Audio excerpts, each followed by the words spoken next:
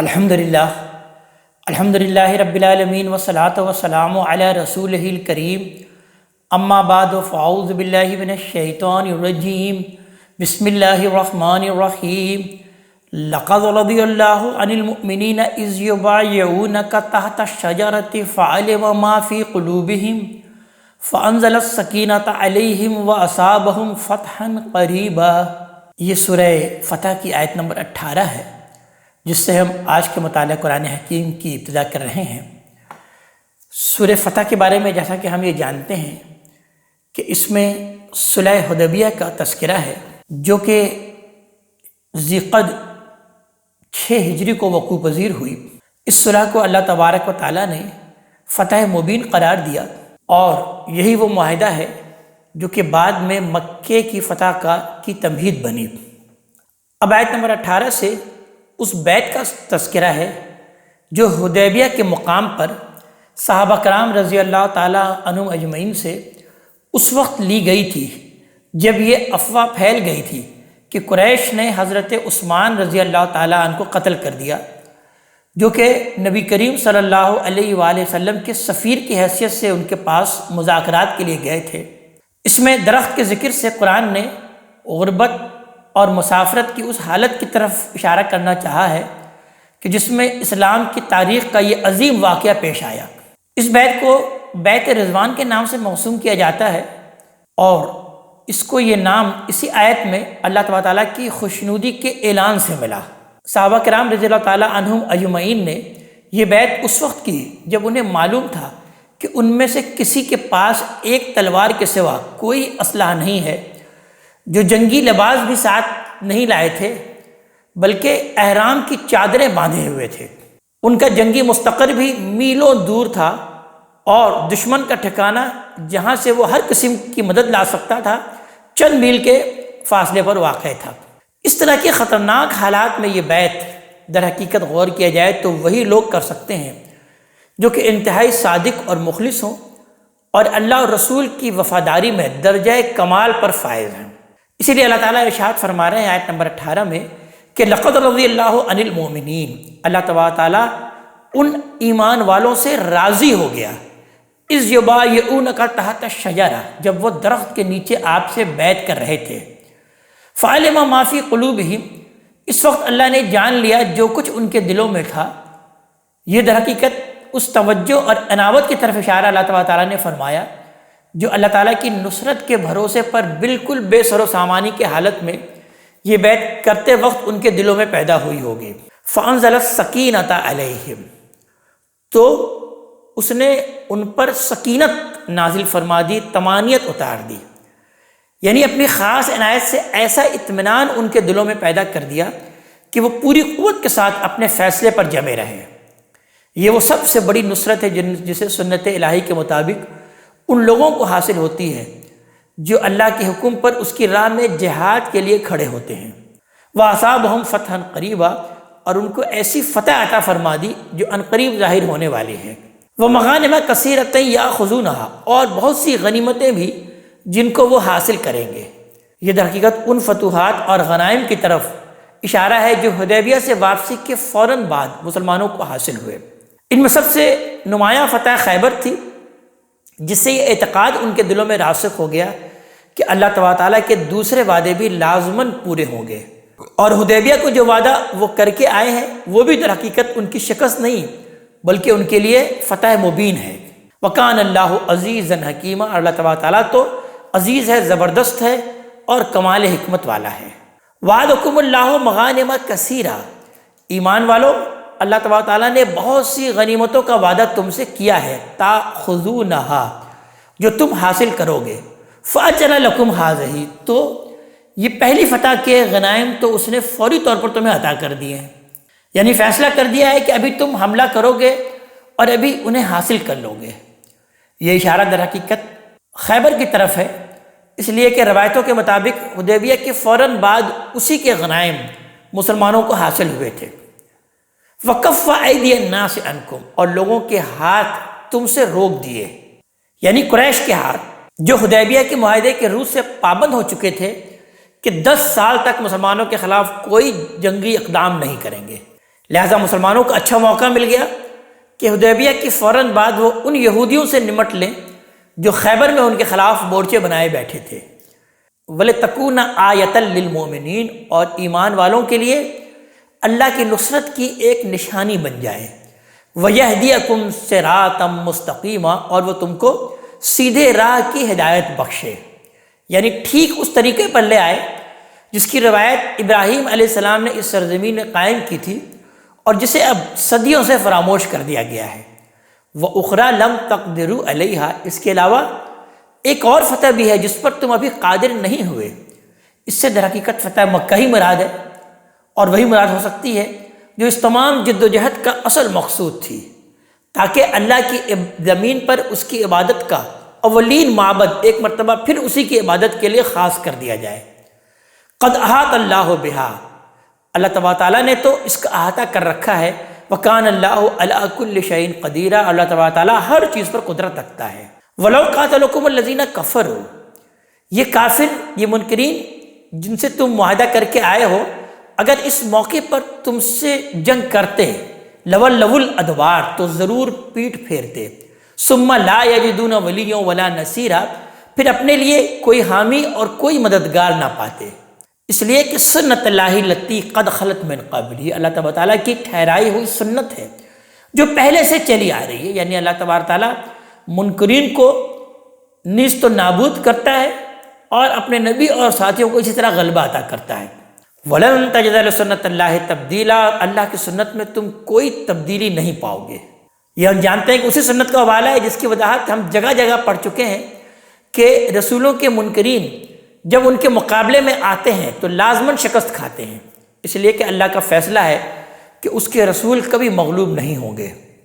وَهُوَ الَّذِي كَفَّ أَيْدِيَهُمْ عَنْكُمْ وَأَيْدِيَكُمْ عَنْهُمْ بِبَطْنِ مَكَّةَ، وہی اللہ تبارک تعالیٰ جس نے مکہ کی وادی میں ان کے ہاتھ تم سے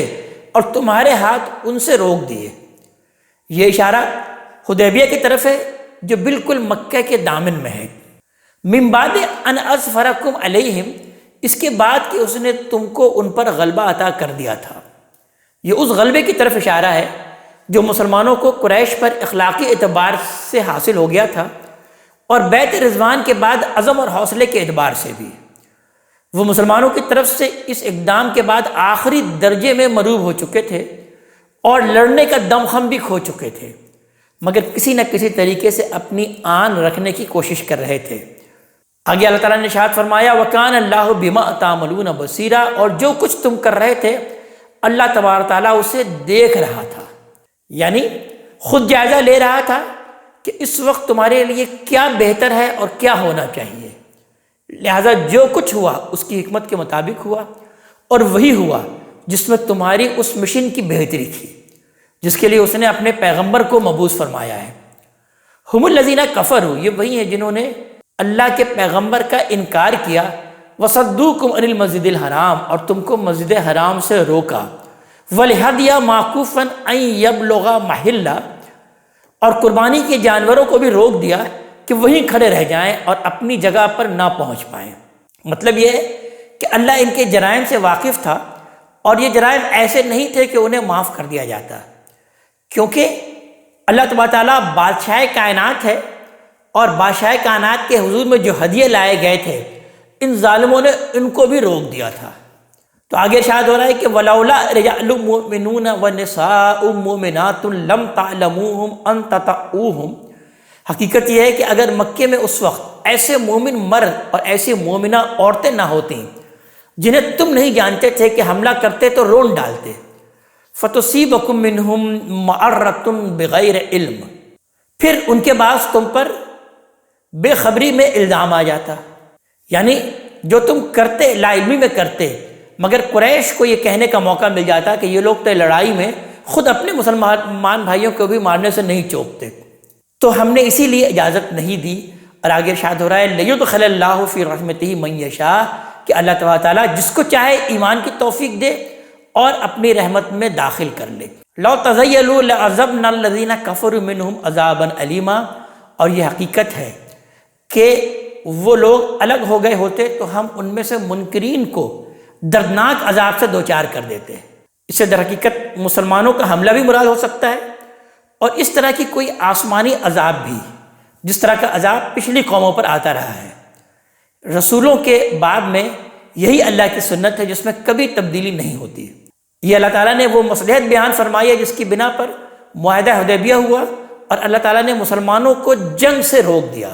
فرمایا کہ اس وقت قریش کے اندر ایسے بہت سے لوگ تھے جو یا اپنے دل میں شرک سے تائب ہو کر توحید پر ایمان لا چکے تھے یا ایمان کے قریب پہنچ چکے تھے، اور حالات معتدل ہو جاتے تو یقینی تھا کہ ایمان لے آئیں گے۔ اس سے معلوم ہوا کہ انتہائی غضب کے موقع پر بھی اللہ تبارک تعالیٰ کس طرح انصاف کا معاملہ کرتا ہے، اور جو اس کی طرف آنا چاہتا ہے کس طرح کمال رحمت اور شفقت سے اللہ تبارک تعالیٰ ان کی حفاظت فرماتا ہے۔ نیز اس سے یہ سبق بھی ملا کہ اخلاقی تقاضے دوسری ہر چیز سے مقدم ہیں، یہاں تک کہ ان کے لیے اگر اپنے احساس حمیت بالکل اس سے بھی آگے کسی جذبے کی قربانی دینی پڑے تو اس سے بھی دریغ نہیں کرنا چاہیے۔ اس لیے آگے ارشاد ہو رہا ہے کہ اذ جعل الذین کفروا فی قلوبہم الحمیہ، اس وقت کو یاد رکھو کہ جب ان منکروں نے اپنے دلوں میں حمیت پیدا کر لی، حمیت الجاہلیہ، زمانہ جاہلیت کسی حمیت، یہ حق اور عدل کے بالکل خلاف محض اپنی ناک کے خاطر اور اپنی بات کی پچ میں بعض چیزوں پر اصرار کا جو رویہ قریش کی قیادت نے اختیار کر لیا تھا، اللہ تبارک تعالیٰ نے اس کو حمیت جاہلیہ سے تعبیر کیا۔ ان پر یہ حقیقت واضح تھی کہ نبی کریم صلی اللہ علیہ وسلم صرف عمرے کے لیے تشریف لائے ہیں، جنگ کا نہ آپ کے دل میں کوئی خیال ہے نہ اس کا آپ کے پاس کوئی سامان ہی ہے،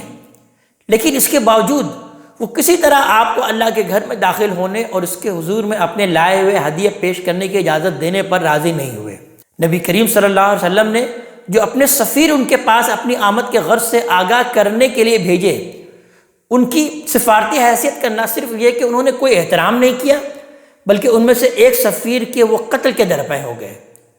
اور دوسرے کو انہوں نے اس طرح لیت و لال میں رکھا کہ مسلمانوں کے اندر یہ افواہ پھیل گئی کہ ان کو بھی انہوں نے قتل کر دیا۔ حدیبیہ کے معاہدے کی شرائط طے کرنے میں انہوں نے بالکل بے ضرورت الجھنیں پیدا کی اور ایسی شرطیں اس میں داخل کرنے پر اصرار کیا جن کا کوئی سیاسی فائدہ ان کو حاصل نہیں ہوا، بس وقتی طور پر ان کی تسلی ہو گئی کہ ان کی بات اونچی رہی، تو اس کو یہاں اللہ تبارک تعالیٰ نے حمیت الجاہلیہ سے تعبیر کیا۔ فَأَنزَلَ اللَّهُ سَكِينَتَهُ عَلَى رَسُولِهِ وَعَلَى الْمُؤْمِنِينَ، تو اللہ تعالیٰ نے اپنے رسول پر اور اس کے ماننے والوں پر اپنی سکینت، اپنی طمانینت نازل فرمائی،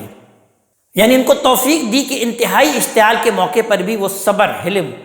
اور حکمت اور تدبر کے ساتھ معاملہ کریں۔ اجتماعی زندگی میں ہم جانتے ہیں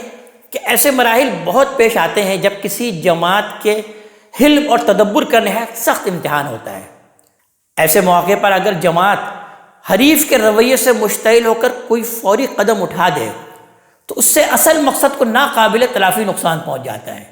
اللہ تعالیٰ کی توفیقی سے یہ بات حاصل ہوتی ہے کہ ایسے امتحانات سے کوئی جماعت اور اس کے لیڈر حسن اور خوبی سے معاملہ کرتے ہیں، اور یہ توفیق ان لوگوں کو حاصل ہوتی ہے جو ہر حال میں اپنے رب سے وابستہ رہتے ہیں۔ وَأَلْزَمَهُمْ كَلِمَةَ التَّقْوَى، اور انہیں تقوی کی بات کا پابند رکھا، یعنی قریش نے جو رویہ اختیار کیا اس کا قدرتی رد عمل یہی ہو سکتا تھا کہ اینٹ کا جواب پتھر سے دیا جائے، مگر ان کی تمام اشتعال انگیز حرکتوں کے باوجود مسلمان اللہ تعالیٰ کے نازل کردہ سکینت کے فیض سے اپنے اس شعار پر قائم رہے کہ ہم ہر حال میں اللہ تبارک تعالیٰ اور اس کے رسول کے فیصلے پر راضی ہیں۔ وَكَانُوا أَحَقَّ بِهَا وَأَهْلَهَا، اور وہ اس کے حقدار بھی تھے اور اس کے اہل بھی تھے۔ یہ وضاحت فرما دی کہ تقوی اور اس پر استقامت کی سعادت ہر مدعی کو حاصل نہیں ہو جاتی، اللہ تعالیٰ یہ نعمت انہی کو عطا فرماتا ہے جو اپنے ایمان کی قدر اور اپنے اخلاقی وجود کی حفاظت کرتے ہیں، اور حالات جیسے بھی ہوں ایمان کے تقاضوں کو پورا کرنے کی کوشش کرتے ہیں۔ وَكَانَ اللَّهُ بِكُلِّ شَيْءٍ عَلِيمًا، اور اللہ تبارک تعالیٰ تو ہر چیز کا علم رکھنے والا ہے، ہر چیز کا جاننے والا ہے۔ اس لیے ارشاد ہوتا ہے کہ ایمان والو تم مطمئن رہو، تمہیں اطمینان سے رہنا چاہیے، اس لیے لَقَدْ صَدَقَ اللَّهُ رَسُولَهُ الرُّؤْيَا بِالْحَقِّ، یہ حقیقت ہے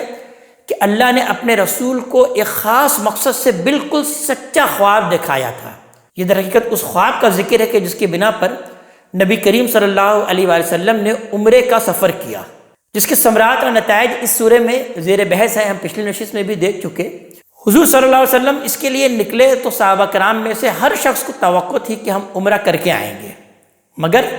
جب نتیجہ توقع کے خلاف نکلا اور مسلمانوں کو قریش سے معاہدہ کر کے عمرہ کیے بغیر لوٹنا پڑا تو پھر یہ سوال پیدا ہوا کہ جب یہ سفر اللہ کے حکم سے ہوا تھا تو ہم عمرہ کیے بغیر کیوں واپس جا رہے ہیں؟ یعنی اوپر صلح حدیبیہ کی مصلحتیں اسی سوال کے جواب میں واضح کی گئی تھی، پچھلی نشست میں ہم پڑھ چکے۔ یہ مزید وضاحت ہے کہ عمرہ ضرور ہوگا، اس کا وعدہ اللہ تعالیٰ نے کر رکھا ہے، اور تم اگر غور کرو تو جو معاہدہ کر کے آئے ہو اس سے اسی کی راہ ہموار ہوئی ہے۔ اب تم بغیر کسی خطرے کے اگلے سال عمرے کے لیے جا سکتے ہو۔ یہاں یہ امر بھی ملحوظ رہنا چاہیے کہ لوگوں کی پریشانی محض ان کی توقعات اور حضور صلی اللہ علیہ وآلہ وسلم کی عزم سفر کی وجہ سے تھی، ورنہ خواب میں یہ وعدہ تو ہرگز نہیں کیا گیا تھا کہ یہ عمرہ اسی سال لازماً ہوگا۔ تو اللہ تعالیٰ ارشاد فرما رہے کہ لقد صدق اللہ رسولہ الرؤیا بالحق، یہ حقیقت ہے کہ اللہ نے اپنے رسول کو ایک خاص مقصد سے بالکل سچا خواب دکھایا تھا۔ لَتَدْخُلُنَّ الْمَسْجِدَ الْحَرَامَ انشاءاللہ آمنین، بے شک اللہ نے چاہا تو تم مسجد حرام میں ضرور داخل ہوگے پورے امن کے ساتھ۔ مُحْلِقِينَ رُؤُوسَكُمْ وَمُقَصِّرِينَ، اس طرح کہ اپنے سر منڈواؤ گے اور بال اترواؤ گے۔ عمرے کے مناسک میں یہ اصل میں آخری چیز ہے جو اصل میں عمرے کو پایا تکمیل تک پہنچا دیتی ہے۔ دوسرے لفظوں میں در حقیقت مدعا یہ ہے کہ جس عبادت کے لیے جا رہے ہو اس کے تمام مناسک پورے کرو گے تو در حقیقت یہ بات بیان کی جا رہی ہے کہ آخری مناسک کا چونکہ تذکرہ کیا گیا تو جب تم یہ آخری مناسک بھی ادا کر لو گے، یعنی عمرہ تم کر لو گے، اپنے سر بھی مڈا رہے ہوگے اور بال بھی کتروا رہے ہوگے۔ یہ ہم جانتے ہیں کہ عمرے میں یہ آخری عمل ہے جو کہ ہم یہ کرتے ہیں۔ اس کے اندر ایک حدیث کی روح سے نبی کریم صلی اللہ علیہ وسلم نے تو سر پر منڈانے والوں پر 3 گنا رحمت کا اظہار کیا، جبکہ بال کتروانے والوں پر اللہ کے رسول صلی اللہ علیہ وسلم نے اکہری رحمت کا اظہار کیا، اگرچہ اس کی بھی ہمیں اجازت ہے، لیکن اس حدیث کی روح سے سر کو مڈانا افضل قرار دیا گیا۔ تو آگے کا جملہ اسی کی وضاحت کر دیتا ہے در حقیقت، اور پھر بیان ہوا کہ لا تخافون، تمہیں کوئی اندیشہ نہیں ہوگا، فعلم ما لم تعلموا، بس اتنی بات تھی کہ اللہ نے جان لیا، یعنی یہ جان لیا کہ اگرچہ اس سال تم لوگ عمرہ نہیں کر سکو گے، مگر آگے عمرے کی راہ نہ صرف یہ کہ اس سفر سے کھل جائے گی بلکہ ایک ایسی قریبی فتح بھی حاصل ہوگی جو آئندہ تمام فتوحات کی راہ کھول دے گی۔ فجعل من دون ذلک فتحا قریبا، تو اس سے پہلے اس نے ایک قریبی فتح تمہیں عطا فرما دی۔ اس سے در حقیقت وہی معاہدہ حدیبیہ مراد ہے جس کو سورہ کی تمہید میں فتح مبین قرار دیا کہ انا فتحنا لک فتحا مبینا۔ اس کو قریبی فتح مکہ کی رعایت سے کہا ہے کہ جو ابھی کچھ دور تھی۔ هو الذی ارسل رسولہ بالہدی والدین الحق، وہی اللہ تبارک تعالیٰ جس نے اپنے رسول کو ہدایت اور دین حق کے ساتھ بھیجا ہے، لِیُظْہِرَہُ عَلَى الدِّینِ کُلِّہ، تاکہ اس سرزمین کے تمام ادیان پر وہ اس کو غالب کر دے۔ یہ در حقیقت آخری فتح کا بیان ہے۔ مطلب یہ ہے کہ جس اللہ نے اپنی یہ شانیں دکھائی ہیں اس پر بھروسہ رکھو۔ اس نے اپنے پیغمبر کو مغلوب ہو جانے کے لیے نہیں بھیجا، لہذا اس قریبی فتح کے بعد جو حدیبیہ میں تم کو حاصل ہوئی ہے، اب فتح مکہ بھی زیادہ دور نہیں ہے۔ رسولوں کے باب میں اللہ تبارک تعالیٰ کی یہی سنت ہے کہ ان کی طرف سے اتمام میں حجت کے بعد اللہ تعالیٰ ان کے منکرین پر رسول کو غلبہ عطا کر دیتا ہے۔ یہاں پر در حقیقت رسول کے ہی غلبے کا تذکرہ ہے۔ وَكَفَى بِاللَّهِ شَهِيدًا، یہ ہو کر رہنا ہے اور اس کی گواہی کے لیے اللہ تبارک تعالیٰ ہی کافی ہے۔ محمد الرسول اللہ، محمد اللہ کے رسول، والذین معہ، اور جو ان کے ساتھ ہیں، اشداء علی الکفار رحماء بینہم، وہ منکروں پر سخت اور آپس میں مہربان ہیں۔ یہ ان منافقین کے مقابل میں مخلصین صحابہ کا کردار بیان کیا جو مسلمانوں کے لیے تو روز بد کے منتظر رہتے تھے، مگر کفار میں اپنے دوستوں کو اطمینان دلاتے تھے کہ کوئی خطرہ پیش آیا تو وہ انہی کے ساتھ ہوں گے۔ فرمایا کہ پیغمبر کے یہ ساتھی آپس میں نہایت رحم دل ہیں، مگر اپنی ایمان کی پختگی اور سیرت کی مضبوطی کے لحاظ سے منکروں کے لیے گویا پتھر کی چٹان ہیں، ان میں سے کوئی ان کو اپنے مقاصد کے لیے استعمال نہیں کر سکتا۔ آیت میں اس کے لیے اشداء علی الکفار کے جو الفاظ آئے ہیں ان کا صحیح مفہوم بھی یہی ہے۔ ان کا ہرگز یہ مطلب نہیں ہے کہ وہ منکروں کے ساتھ درستی اور تندخوئی سے پیش آتے ہیں، یعنی بعض لوگ جیسے اس کے سے یہ مراد لیتے ہیں کہ ہمیں منکروں کے ساتھ، کافروں کے ساتھ درستی کے ساتھ پیش آنا چاہیے اور تندخوئی کے ساتھ پیش آنا چاہیے، یہ ہرگز مطلب نہیں لیا جا سکتا۔ مزید ان کی صفات بیان ہو رہی ہے اللہ کے رسول کے ساتھیوں کی کہ تراہم رکعا سجدا یبتغون فضلا من اللہ ورضوانا، آپ ان کو اللہ کے فضل اور اس کی خوشنودی کے طالب میں رکوع اور سجود میں سرگرم دیکھیں گے۔ یہ خالق کے ساتھ ان کے تعلق کی تصویر ہے جس سے ان کی اللہ کی طرف توجہ اور شب داری اور تہجد گزاری کو اللہ تعالیٰ نے یہاں پر نمایاں کیا ہے۔ آگے اسی کا نتیجہ بیان فرمایا ہے کہ کثرت سجود سے ان کی پیشانیوں پر نشان پڑ گئے ہیں جن سے تم ان کو بالکل الگ پہچان سکتے ہو۔ سیماہم فی وجوہہم من اثر السجود، ان کی پہچان ان کے چہروں پر سجدوں کے نشان سے ہے۔ ذالک مثلہم فی التوراہ، یہ ان کی مثال تورات میں ہے۔ یہ اشارہ غالباً کتاب استثناء کی ان آیات کی طرف ہے جن میں آپ کے صحابہ کے لیے قدوسیوں کا لفظ استعمال ہوا ہے۔ اس میں ارشاد ہوتا ہے، اس کے باب 32 کے ورس نمبر 2 اور 3 میں، خداوند سینہ سے آیا اور شعیر سے ان پر طلوع ہوا، وہ کوہ فاران سے جلوہ گر ہوا اور 10,000 قدوسیوں کے ساتھ آیا۔ اس کے داہنے ہاتھ ایک آتشی شریعت ان کے لیے تھی، وہ بے شک قوموں سے محبت رکھتا ہے، اس کے سب مقدس لوگ تیرے ہاتھ میں ہیں اور تیرے قدموں میں ایک ایک تیری باتوں سے مستفید ہوگا۔ پھر آگے انجیل کا تذکرہ ہو رہا ہے کہ مثلہم فی الانجیل، اور انجیل میں ان کی تمثیل یہ ہے کہ کزر ان اخرج شطأ، کہ جیسے کھیتی ہو جس نے اپنی سوئی نکالی، فآزرہ، پھر اس کو سہارا دیا، فاستغلظ فاستوى علی سوقہ، پھر وہ موٹی ہوئی، پھر اپنے تنے پر کھڑی ہو گئی۔ تورات کی تمثیل میں صحابہ کرام کے زہد اور ان کے غلبہ اور تمکن اور لوگوں کے ساتھ ان کے عدل اور رحم کی تصویر ہے، اور انجیل کی تمثیل میں اس بات کو نمایاں کیا ہے کہ ان کی ابتدا اگرچہ کوپل کی طرح کمزور تھی، مگر اس سے ارتقا کرتے ہوئے یہ ایک دن تناور درخت بن گئے جس کے سائے میں بڑی بڑی قوموں نے پناہ لی۔ متا میں یہ تمثیل کچھ اس طرح سے نقل ہوتی ہے، اس کے چیپٹر 31 کے ورس نمبر 3 سے 13 میں بیان ہوتا ہے، اس نے ایک اور تمثیل پیش کر کے کہا کہ آسمان کی بادشاہی اس رائی کے دانے کے مانند ہے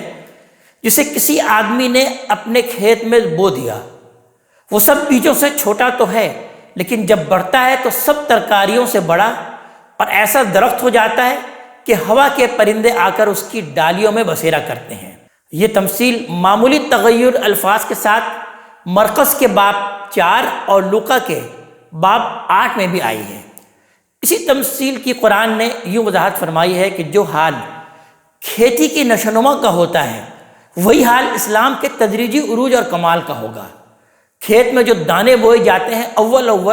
وہ باریک سوئیاں سی نکالتے ہیں، پھر ان کو مزید سہارا ملتا ہے جس سے سوئیاں موٹی اور قوی ہو جاتی ہیں اور کھیتی اپنے تنے پر کھڑی ہو جاتی ہے۔ اسی طرح ایک دن آئے گا کہ جو بیج عرب کی سرزمین پر بویا گیا ہے اس کی فصل شباب پر آئے گی، جو اپنے بونے اور آبیاری کرنے والوں کے دلوں کو تو موہ لے گی اور ساتھ ہی ان لوگوں کے دلوں کو غم اور غصے سے جلائے گی جنہوں نے اس کی نشوونما کو روکنے کے لیے اپنی ایڑی چوٹی کا زور لگایا تھا، یعنی کفار کی طرف اشارہ ہے۔ یوجب الزراء لیغیظ بہم الکفار، بونے والے کے دلوں کو یہ موہتی ہیں، خوشنما معلوم ہوتی ہیں کہ منکروں کے دل ان سے جلائیں۔ تمثیل میں یہاں مراد چونکہ اہل ایمان ہے، اس وجہ سے آخر میں یہ ظاہر کر کے کہ ان کا عروج بالآخر ایک دن کفار کے لیے باعث حسرت اور حسد ہوگا، تو گویا اس تمثیل کی ممثل کو اللہ تعالیٰ نے ظاہر کر دیا کہ وعد اللہ الذین آمنوا وعملوا الصالحات منہم مغفرۃ واجرا عظیما، اللہ تعالیٰ نے ان لوگوں سے جو ان میں سے ایمان لائے اور انہوں نے نیک عمل کیے مغفرت اور اجر عظیم کا وعدہ فرمایا ہے۔ اس آیت پر یہ سورہ مبارکہ اپنے ختام کو پہنچتی ہے۔ اللہ تبارک تعالی ہمیں اپنے کلام کا فہم عطا فرمائے اور عمل کی توفیق عطا فرمائے۔ اقول قولی ھذا واستغفر اللہ لی ولکم ولسائر المسلمین والمسلمات۔